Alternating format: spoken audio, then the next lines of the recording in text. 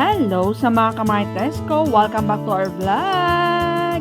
Batiin naman natin si Celine Gorgosel ng happy birthday! Ayan, eto ay ang mama ni Elk na Spectash na half-sister nila Lurin at Venice Gutierrez Spectash sa kanilang Baba Ilman.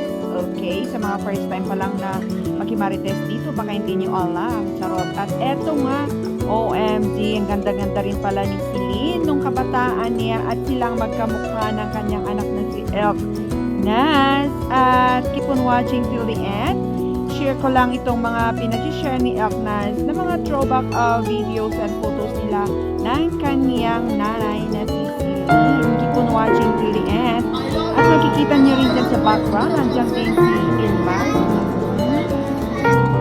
Once again, happy birthday po, Madam Celine Gorgosel.